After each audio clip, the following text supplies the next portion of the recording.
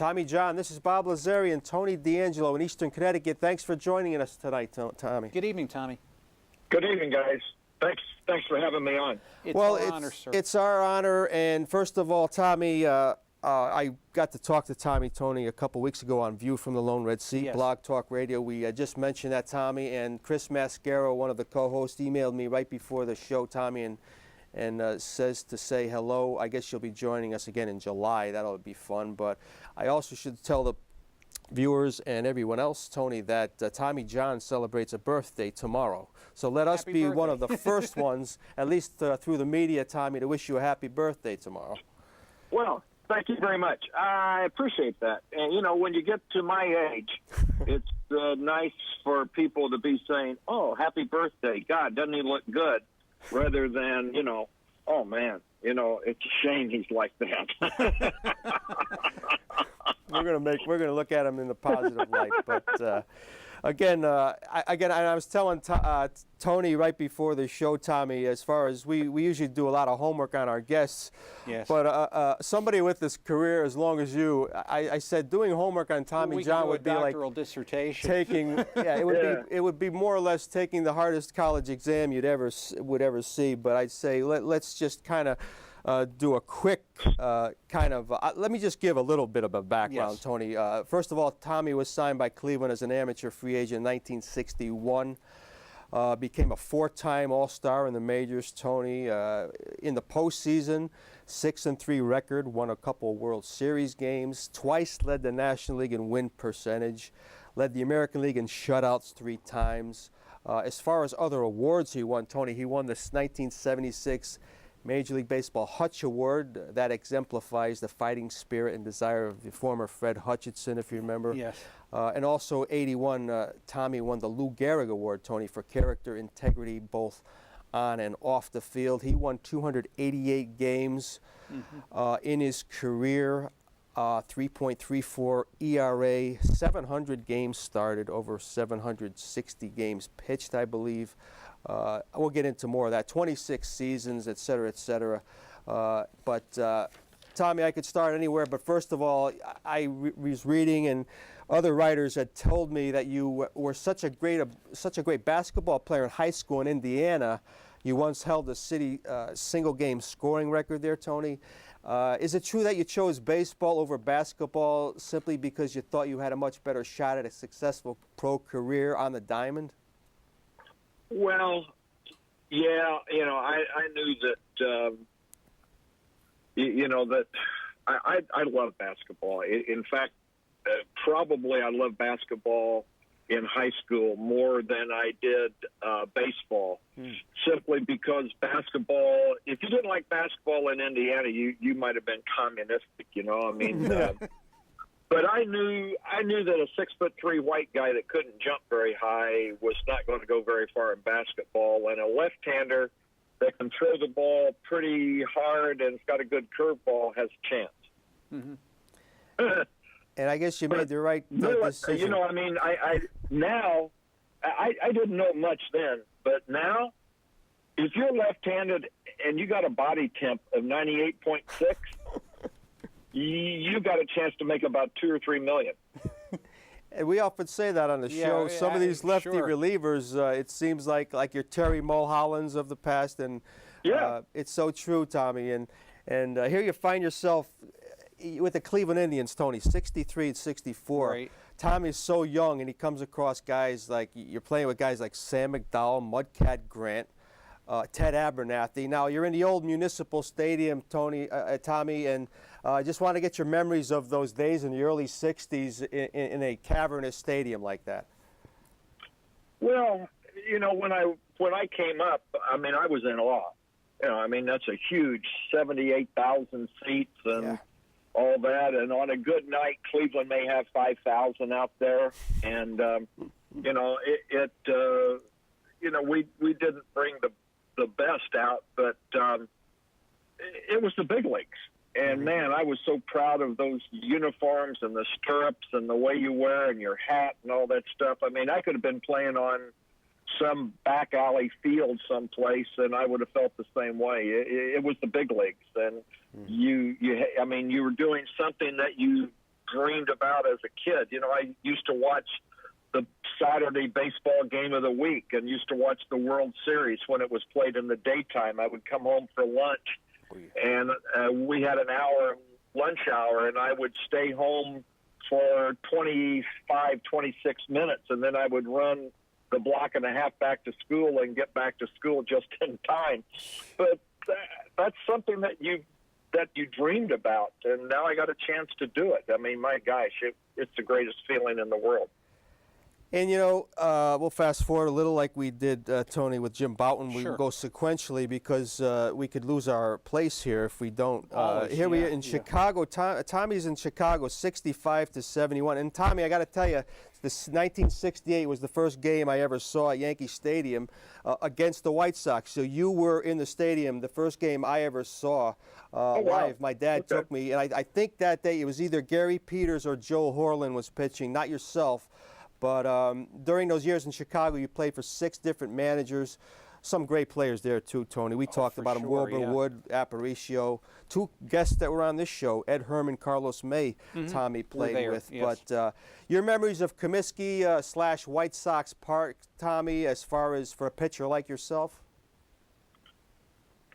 Well, it was an older park, one of the oldest in the American League, but it was a great pitcher's ballpark. And Al Lopez was the manager, and Ray Barries was the pitching coach. And that's where I learned how to pitch. I learned how to keep the ball down. I learned how to get ball movement. And I learned that ground balls generally don't go for home runs.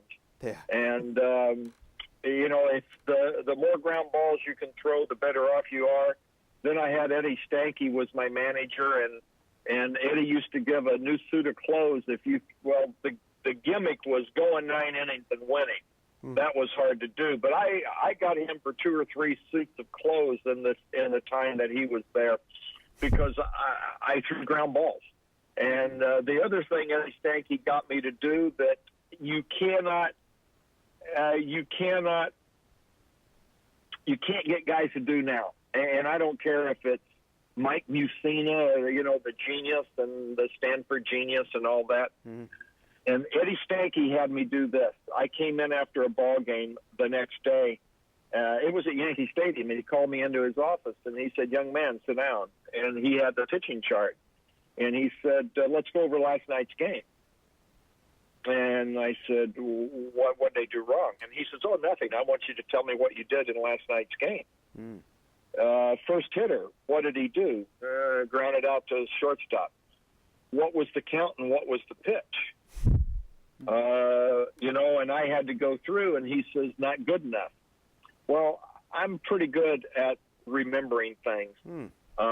So the next time I pitched and I went in, I was a whole lot better. The third, fourth time, it was like ba-boom, ba-boom, ba-boom, ba-boom, ba-boom, ba-boom. And I asked him finally, and I said, "Eddie, why do you have me do this?" He said, how can you know what to throw the third and fourth time to a hitter if you don't know what you throw to him the first 2 times? And that made sense to me. I went, oh, okay. And I asked pitchers when I managed, when I coached in the minor leagues and all this, I asked pitchers the same thing. Well, every hitter in this day and age to a pitcher is a new experience. And if you go out to a ball game and just observe what the pitchers throw, you'll find out, well, he's a 4-pitch pitcher. That pitcher will end up throwing, more than likely throwing all of his pitches to the first hitter in the first inning. All of his pitches to the second hitter, if he's lucky. I mean, if the guy takes. And now when he comes up the second time, he'll throw all of his pitches. Now when he comes up the third time, the hitter's seen everything. Right. He's seen everything you have. There's nothing you can throw him that will get him off the ball. And that's why Eddie wanted me to know what I threw the first, second, third time, so that when you come up the fourth time, you say, whoa, you know, now I can work him inside with my fastball and, you know, maybe try to backdoor curveball on him or whatever. But you've got to know what you've done in the past before you know what to do in the future. It sure looks like he did learn how to pitch in Chicago. That's some amazing It's stuff. an education, yeah. But a lot that probably doesn't happen today. Again, folks, we're on the phone with the legendary Tommy John, and as we talk to Tommy, on the TV screen you'll see a collage of pictures from various parts and points of his career. Tony, question for Tommy. And Tommy, good evening. It's such a pleasure to be with you tonight. You know, Thank you. as a young pitcher, and you're facing some of the greatest hitters that mankind had to offer, and you know, the standard dialogue when you talk with a pitcher of the past is, you know, who was the toughest hitter you faced? And I don't necessarily want to ask that, but I do want to ask you, out of all the guys that you might have faced, who was the guy that perhaps you were thinking about the most the night before? Well, Eddie Stanky, again, would call me into the office, and he would say, let's say we're playing the Minnesota Twins. Mm-hmm. Who's hot on this ball club? Who's driving in the most runs? Who gives you the most trouble on this ball club? Okay, I don't want Killebrew to beat you in a game situation. So he would tell me, I don't want Killebrew to beat you. And I would pitch around Harmon Killebrew in the first or third inning to get to Tony Oliva because Eddie Stanky didn't want Killebrew to beat me. But all he was doing was making me aware of who the hot hitters are. You stay away from the hot hitters. I hated to face good hitters with power. You know, the Frank Robinsons, the Billy Williams, the Santos, the Al Kaline, guys like that could hit the ball. Mantle. You know, I mean, if you made a bad pitch of Mantle, boom, there it is, it's gone. And it was a good pitch, but he's got power. And so consequently, when you get into spots in the game that Mantle or Killebrew or these guys can hurt you, you ended up walking him because you didn't want them to hurt you in a ball game. And a lot of times you'll walk them in the third inning. And people say, God, why would you do that? Because I didn't want him driving the ball out of the ballpark on me. Mm-hmm. Yeah, makes a lot of sense. Again, the education of a pitcher. And probably take you to the Dodger years now, Tommy. I mean, 72 to 78, you're in L.A. Very stable management, as Tony and I talked about before the show. You had Alston and Lasorda. Now, in the middle of the 74 season, you damage your left arm. Was this an acute injury, Tommy, that something happened as soon as you knew it, or was it something when you just woke up one morning? Did you know it was bad as soon as it happened? Well, I knew that I couldn't throw the baseball. I tried. The first time when I threw the ball that just kind of blooped up to the plate, you know, and I shook my arm and I went, holy moly. Mm-hmm. And then I threw it again, and right as I started to power the ball forward, the same pain. And I walked off the mound, and I told Walt Alston, I said, get somebody in, I hurt my arm. Oh. And when I get to the bench, I tell Bill Bueller, I said, Bill, get Dr. Jobe. I said, something's wrong. And the next day I went to see Dr. Jobe in his office. And, you know, you got to remember, 1974, there was no MRI. No. There were no MRIs. There were only X-rays. So the only way they could tell that I did something wrong with my arm or my elbow is they held the humerus, the bone in your upper arm, they held it down and then moved my forearm side to side. And he says, oh, this is too much. This is too loose. And he sent me to a hand surgeon, and the guy did the same thing. And he said, he was from Tennessee, and he said, boy, you really messed your arm up, didn't you? And I said, I don't know. And we rested it, hoping that it would heal. If it wasn't anything real bad, if it would heal, well, it didn't. And then it became a thing of however long I waited on the side of the surgery of having it, it meant that it was going to be longer on the other end of the surgery before I could pitch again. So I drew a timeline on paper, and I just said surgery. You know, I've got I had no idea how long it was going to take. I had no idea. And after we had the surgery, Dr. Jobe, I said, when can I start throwing? He says, well, we have to let it heal. We have to let it do this. It was 16 weeks. And why he picked 16 weeks, I don't know. But the surgery now, if you go ask any doctor, any player that's had it, they're in splints and all this. And the first time they can start throwing a baseball to rehab their elbow is 16 weeks after surgery. So whatever Dr. Jobe did back in '74, he was pretty much right on. Well, I was going to ask you about him, and Tony, I know you had the same question. Now, the famed Tommy John surgery comes about. Jobe replaces a ligament in his elbow with a tendon from his right forearm.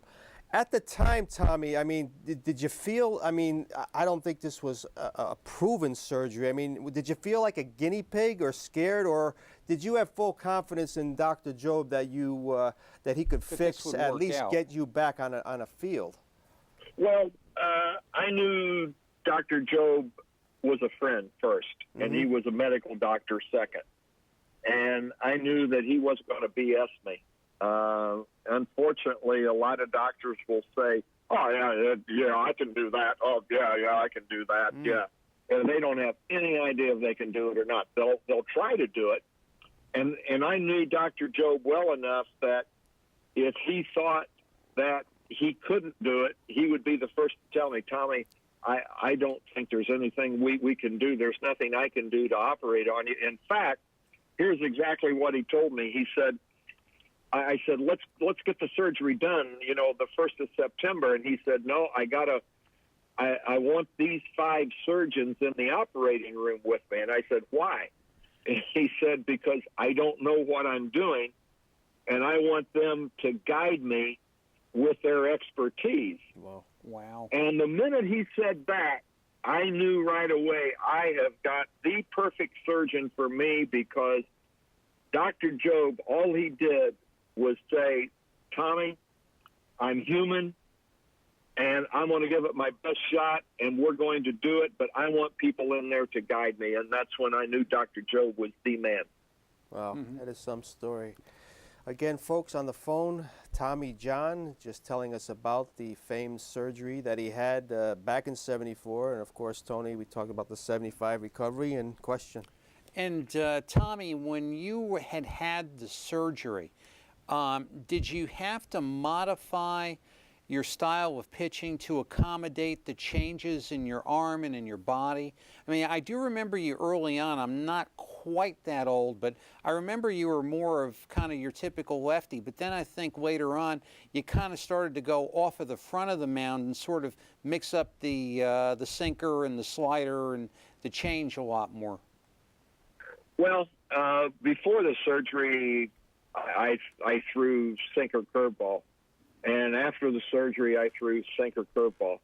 And that's the one thing I told my pitching coach with the Dodgers, Red Adams. I said, hey, Red Dog, when I start throwing now, you know, and you're watching me, make sure I'm throwing the ball exactly like I did before the surgery. Because the thing in my mind, I remember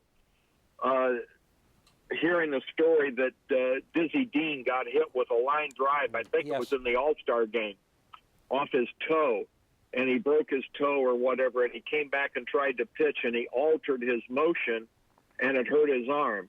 And whether that's true or not, I don't know, but I wanted to make sure that that would not happen. That wasn't going to happen to me. So, before surgery, I probably threw more curveballs. After surgery, I threw more fastballs.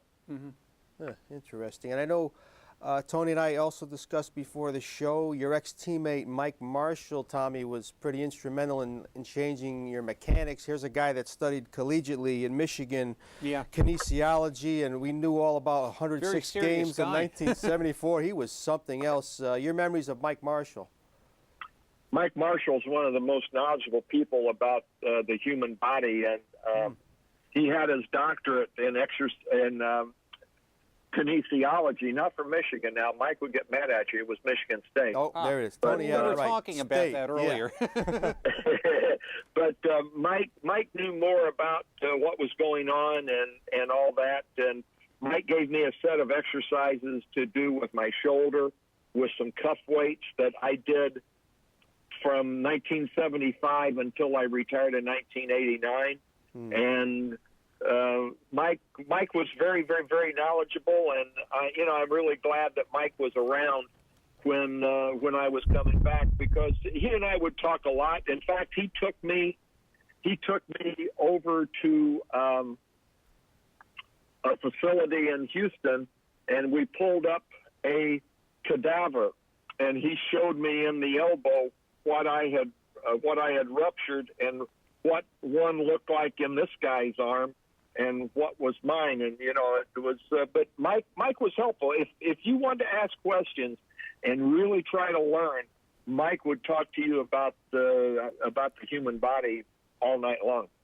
Yeah, he was very colorful, eccentric type guy from what I remember, intelligent, and serious. very. But when he pitched the 106 games, it was every day. Amazing. Mike Marshall in the box again. Well, folks, you know what Mike told me. I was talking to him a couple of years ago, and we were talking about the way bullpens are now. Mariano goes out, throws one inning. The closer goes out. Heath Bell goes out. He throws one inning. Mike said, if I just had to throw one inning in a ball game when I pitched, he said I could have pitched all 162 games.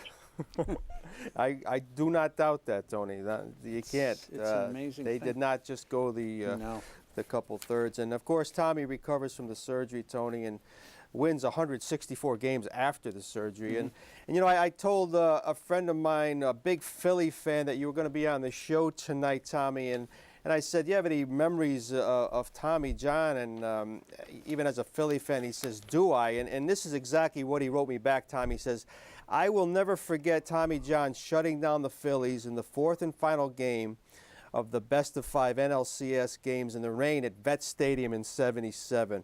He said there was a steady downpour all night long, and when Commissioner Bowie Kuhn was interviewed during the contest, he said, rain? What rain? The Phillies were flailing at Tommy John's curveball sinkers all night long, and Tim McCarver, the Phillies catcher at the time, looked especially helpless. He said, Tommy John, it was a masterful performance that night, and as a Phillies fan, I could say it was one of our most disappointing losses, especially coming on the heels of the previous game when the Dodgers were 2 runs down with 2 outs in the ninth, and he pulled off a miracle win. Your memories of that, Tommy, that must have been something. The day before in the game, Gene Garber was the closer. He had 8 up, 8 down.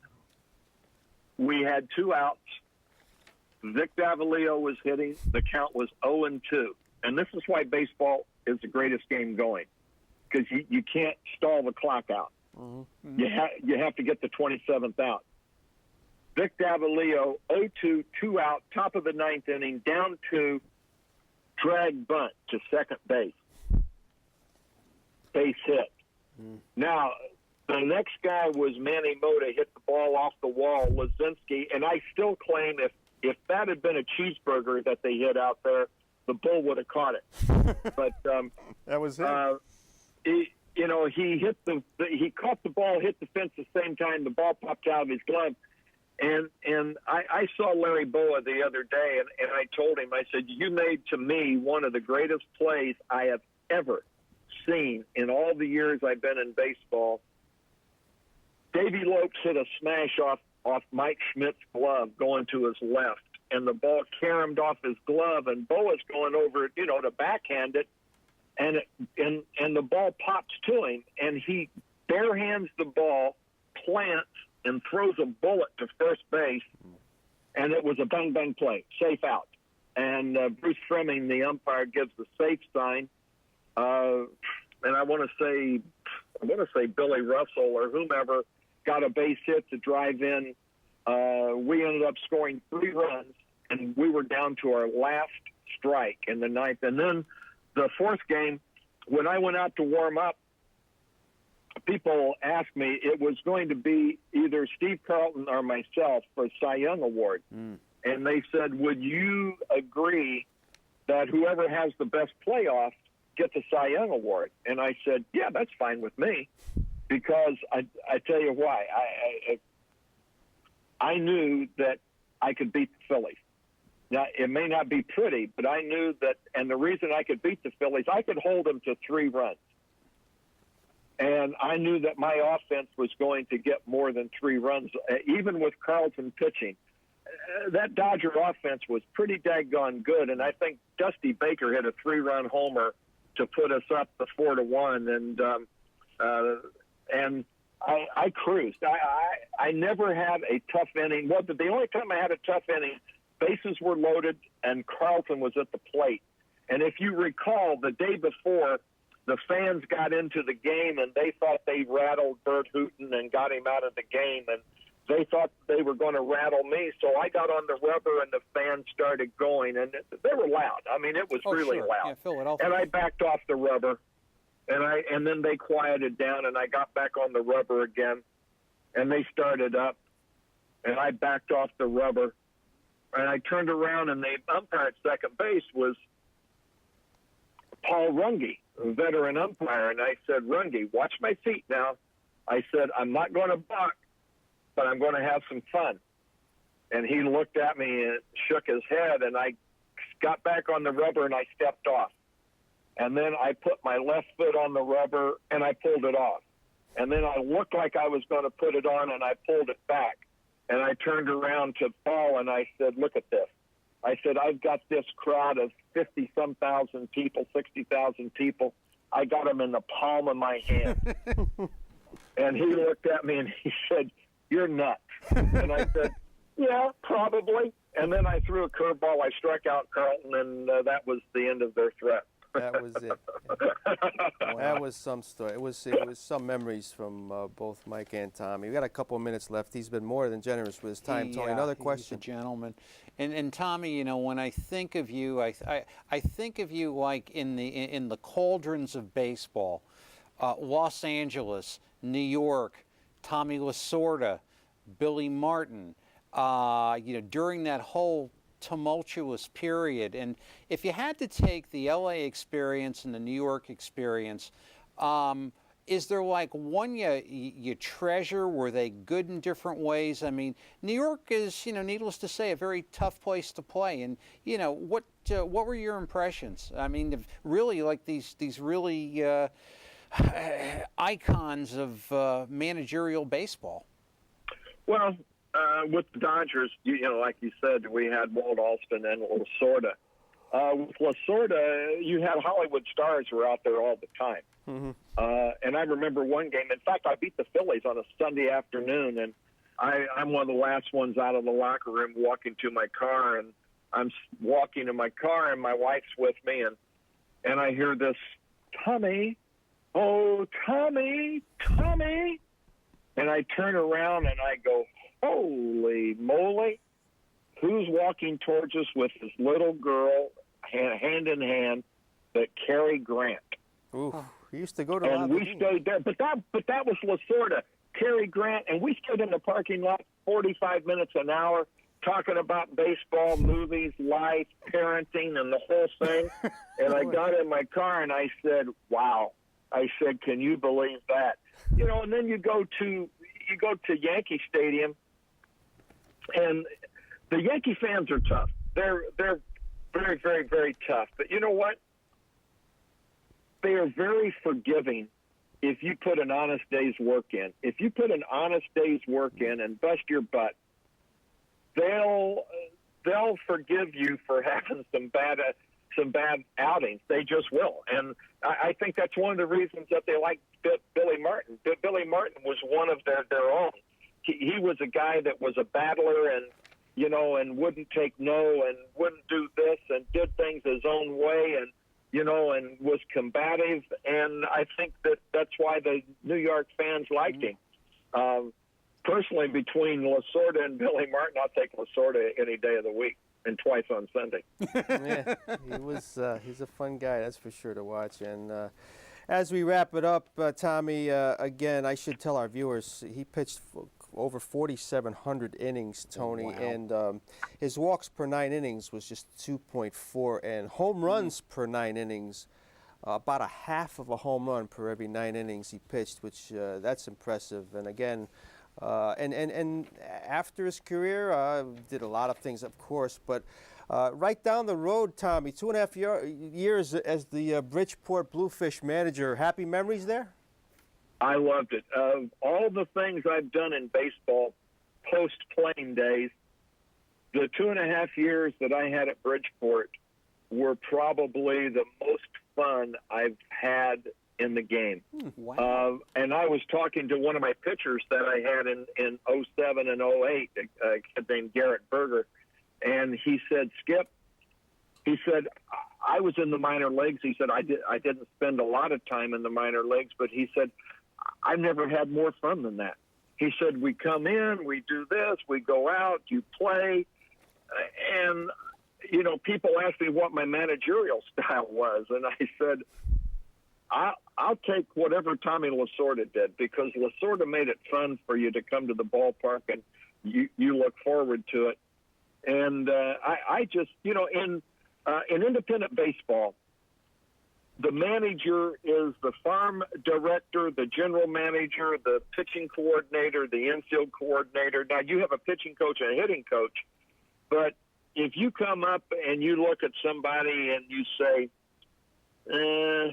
last night's game was your last game, you know, go get your last paycheck. And I know I had a kid tell me that the way I was managing was hurting his development. And I asked him, I said, how many times have you been released from affiliated baseball? And he said, 2. I said, your development ended with those 2 releases. I said, what we do here is not developmental baseball, it's win baseball. And I said, truthfully, I don't think I can win with you coming in with guys on base. That's just the way it is. Yeah. If you like it, stay. If you don't like it, pack your stuff and go. And he looked at me like, how can you say that? Well, it's true. Yeah. That's what a manager gets paid. One quick last question, Tony. Yeah, you know, and Tommy, in your coaching experiences and the fact of, you know, you came up during a time when pitchers were completing games and, you know, it was very hard to be taken out of a game, and now we have a situation where I think we're breeding pitchers to kind of do like a certain role. You think we'll ever go back to pitchers doing complete games, or is the game of baseball like irrevocably changed due to the changes in baseball that we've seen? I think it's irrevocably changed because agents, the big agents, the Scott Boras and the big guys like that, control so many good players, great players, that a manager can't do complete games. Let's say that you're Mariano's agent and the Joe Girardi is down there and he's letting his starters go and pitch 9 innings. I guarantee you that agent will be on the phone to Cashman saying, you're causing my man not to make his money. And I believe, I really believe that the agents in baseball control baseball. They drive baseball because they control all the big players.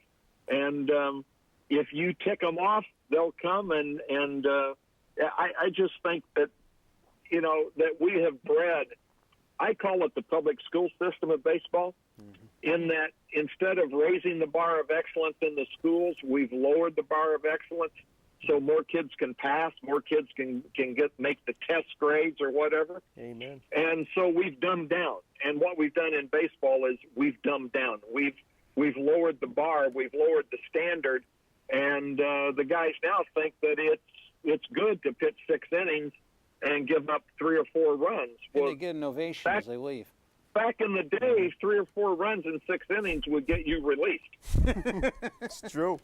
We talk about that consistently. that quote unquote quality start, and it drives all of us crazy, Tommy. But again, our time is just about up. Look, I can't thank you enough, Tommy. This is a guy that played at last count, I think with 7 or 8 Hall of Famers, 20 different managers.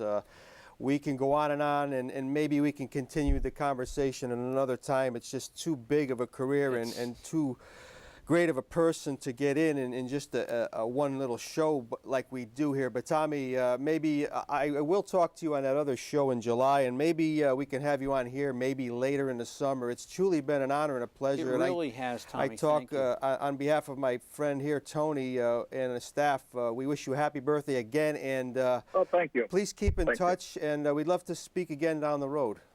I would love that. Call me anytime. Okay, Tommy, take care now. Thank you. Okay. Good night, sir. Bye-bye. Good night.